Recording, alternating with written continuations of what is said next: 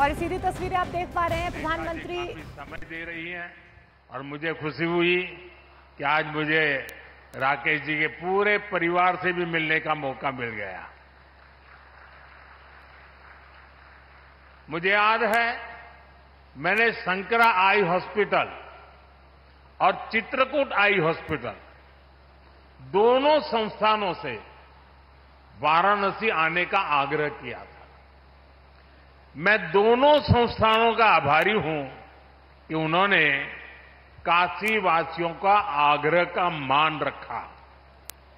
बीते समय में मेरे संसदीय क्षेत्र के हजारों लोगों का चित्रकूट आई हॉस्पिटल में इलाज किया गया है। अब यहां के लोगों को वाराणसी में ही 2 नए आधुनिक संस्थान मिलने जा रहे हैं।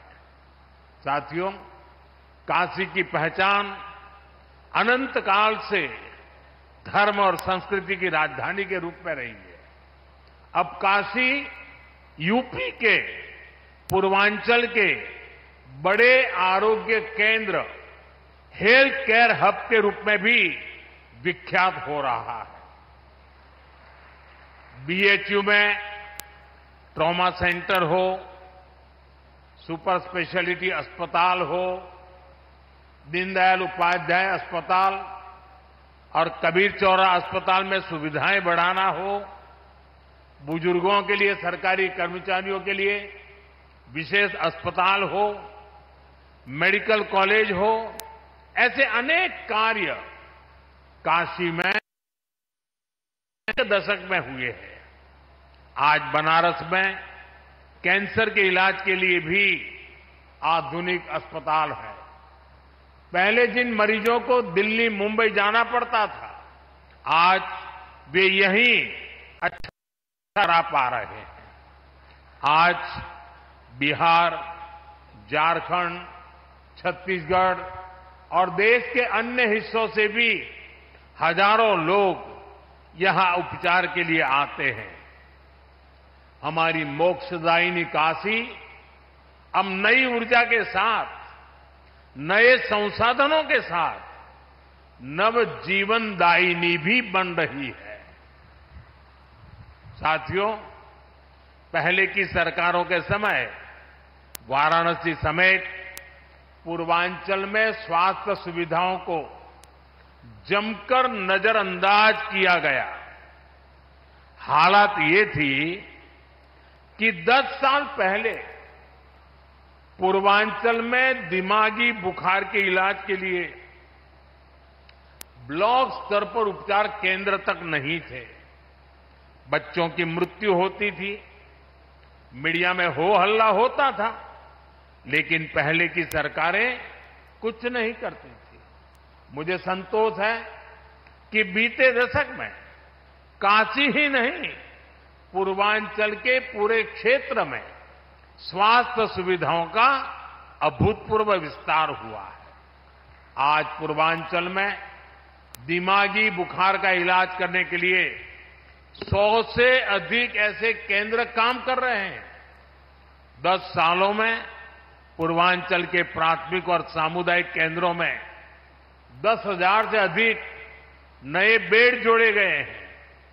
10 सालों में पूर्वांचल के गांवों में 5,500 से अधिक आयुष्मान आरोग्य मंदिर बनाए गए।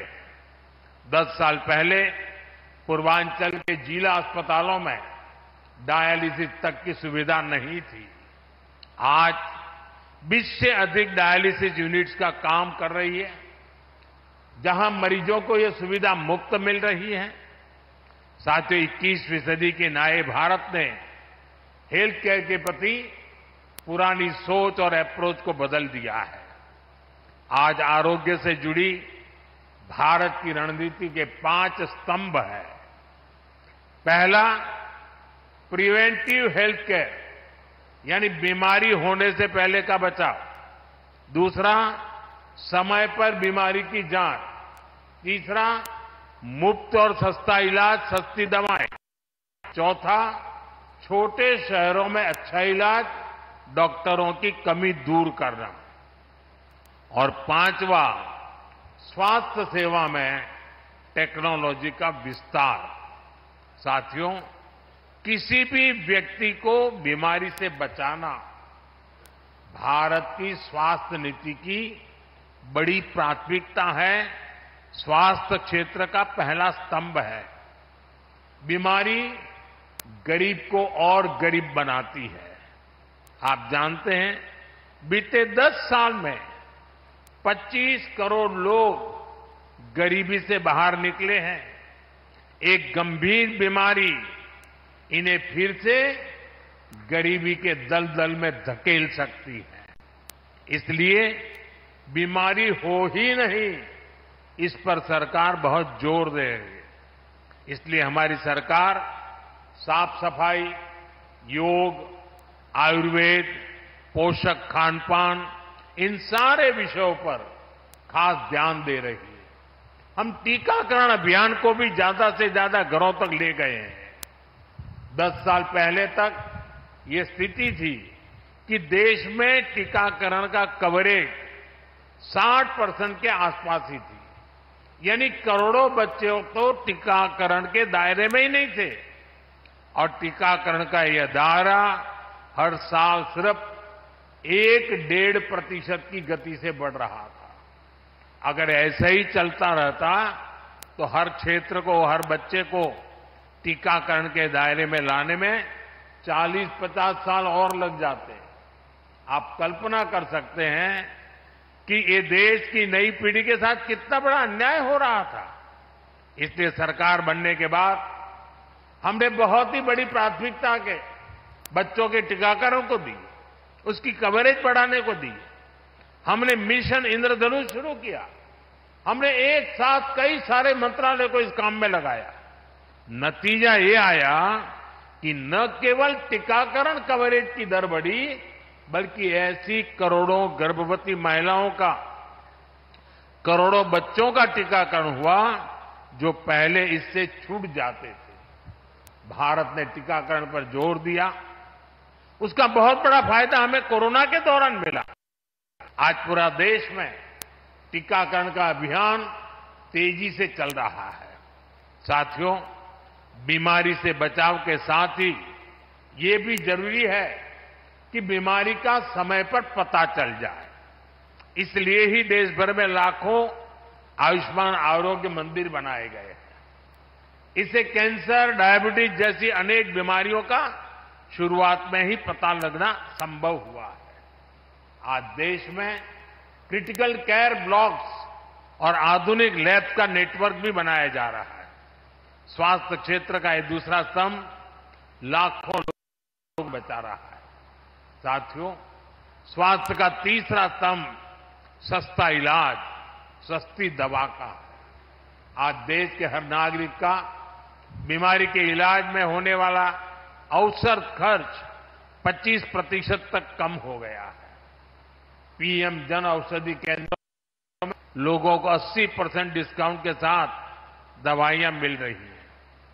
हार्ट स्टेंट हो, नी इम्प्लांट हो, कैंसर की दवाएं हो, इनकी कीमत बहुत कम की गई है। गरीबों को 5 लाख रुपए तक का मुफ्त इलाज देने वाली आयुष्मान योजना उनके लिए संजीवनी साबित हुई है। देश में अब तक 7.5 करोड़ से अधिक मरीज मुफ्त इलाज का लाभ ले चुके हैं और अब तो ये सुविधा देश के हर परिवार के बुजुर्ग को भी मिलने लगी है। साथियों, स्वास्थ्य क्षेत्र का चौथा स्तंभ इलाज के लिए दिल्ली, मुंबई जैसे बड़े शहरों पर निर्भरता कम करने वाला है। एम्स हो, मेडिकल कॉलेज हो, सुपर स्पेशलिटी अस्पताल हो, बीते दशक में छोटे शहरों तक ऐसे अस्पताल हमने पहुंचाए हैं। देश में डॉक्टरों की कमी को दूर करने के लिए बीते दशक में मेडिकल की हजारों नई सीटें जोड़ी गई हैं। अब हमने तय किया है कि आने वाले 5 साल में 75,000 और सीटें जोड़ी जाएगी। साथियों, स्वास्थ्य क्षेत्र का 5वां स्तंभ टेक्नोलॉजी के माध्यम से स्वास्थ्य सुविधाओं को और सुलभ करने वाला है। आज डिजिटल हेल्थ आईडी बनाई जा रही है।